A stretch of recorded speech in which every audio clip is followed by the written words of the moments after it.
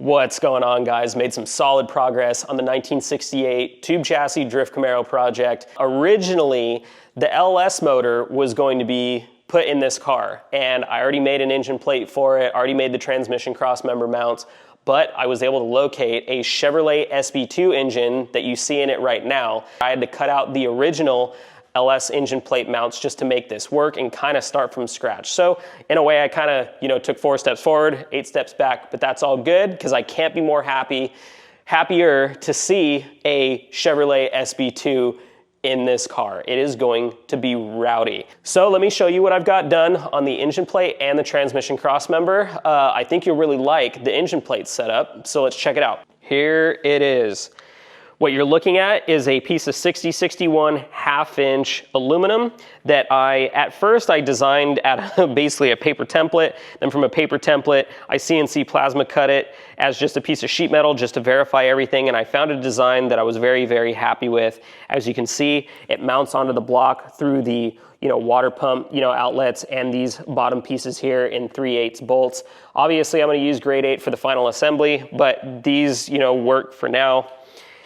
It also mounts to the side of the frame rails here and also kind of grabs this tube that really helps reinforce the subframe that you see here. Even on this side, it gets really, really close to the subframe mount that you see here. So it really kind of helps strengthen things and lock everything in place.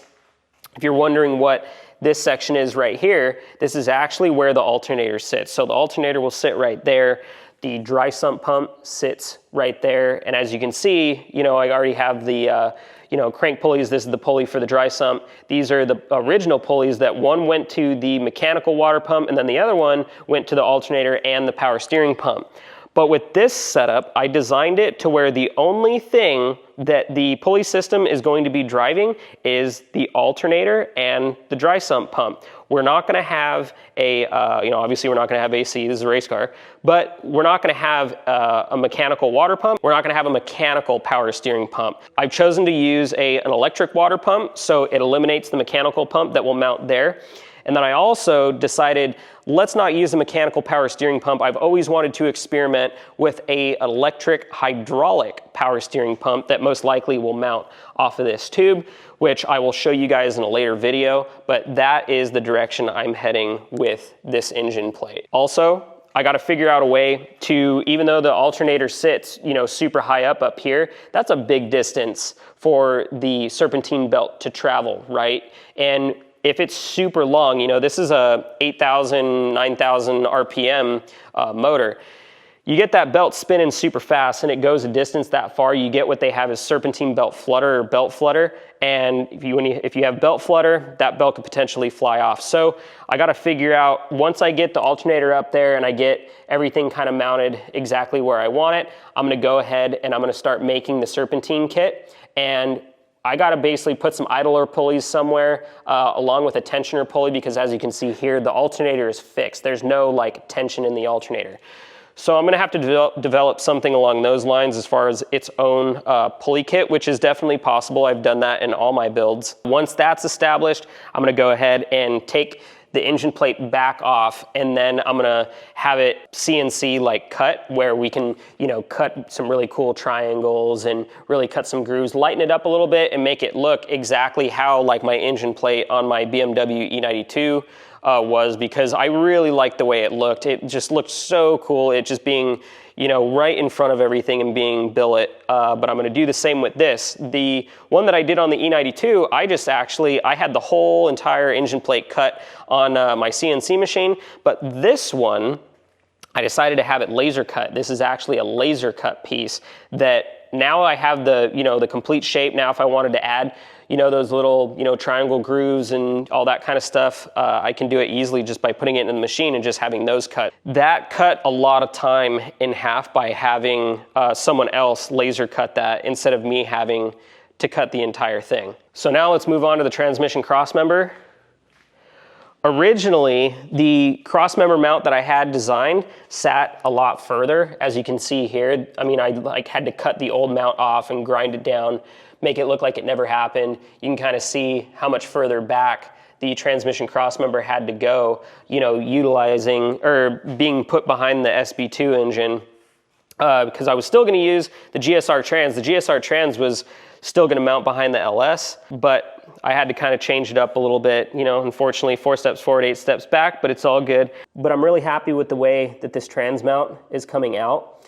You'll see that actually I'm not using a bushing in between the trans and the mount itself. I'm actually utilizing bushings on the outside sections of the mount that you see here. And the reason behind that is, you know, Energy Suspension, I'm not, you know, bad mouthing. Energy Suspension makes great products, and typically you'll find a bushing like this in between the trans and the transmission mount. The only thing is, I've never had this happen to me, but supposedly people have actually had these separate, where this little piece right here will actually separate from the rubber and just completely, you know, detach. I've ran this bushing, this exact one, on my BMW E92 competition drift car all season, beat the crap out of it. It never separated, but, you know, with this car being an experimental car, why not let's switch it up with the bushings on the outside.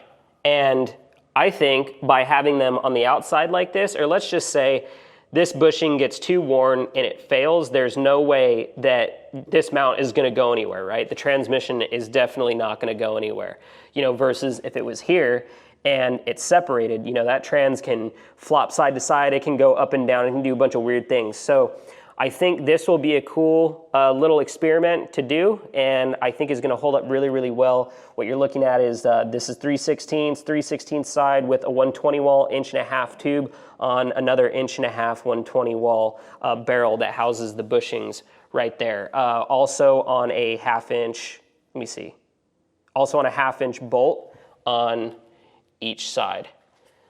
And that is basically what's going to hold the SB2 and the GSR trans in this ripper of a car. There's one thing that makes me a little bit nervous, okay? As you can see, you have the front engine plate, and then you have the crossmember back here, but there's no mid plate. A lot of drag racer guys, they'll put like a, you know, 1/8 inch steel mid plate in between like the bell housing and the transmission.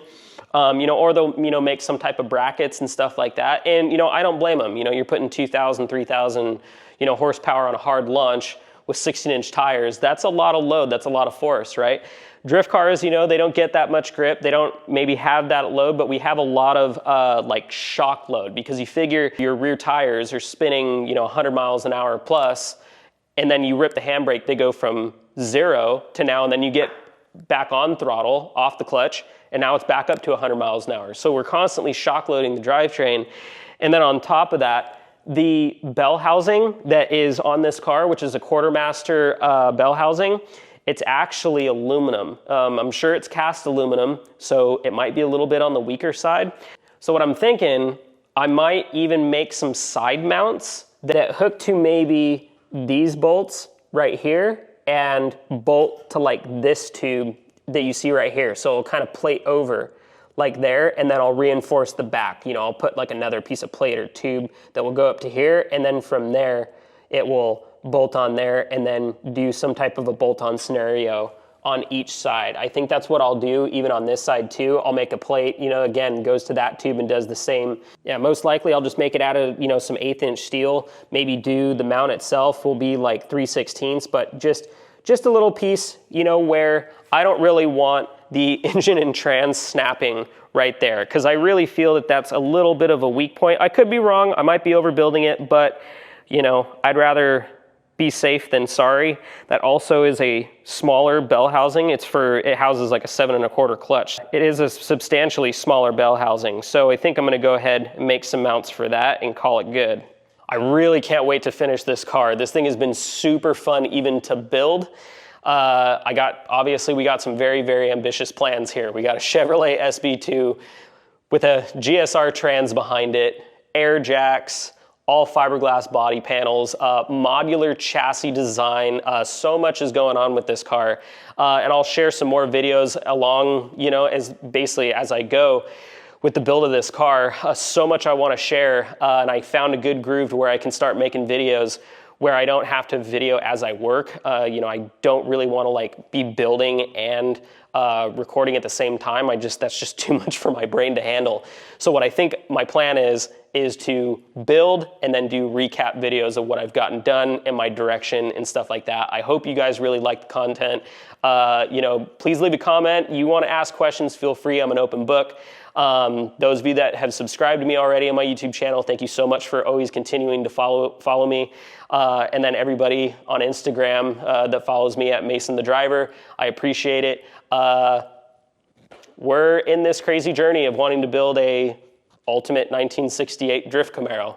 And you know, I hope this encourages more people to actually start building like tube chassis drift cars, because I really think, you know, it would be cool to see, you know, everyone's different philosophy and everyone's different creativity. Like it's so cool seeing people build tube chassis and, you know, other motorsports and other things, but haven't really seen too many drift cars, and I really hope this encourages other people to do the same. So again, guys, thanks for watching. I'll definitely, you know, post up another video next week.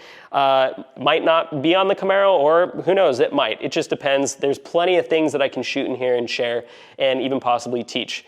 So again, thanks for watching. Hope to see you on the next video.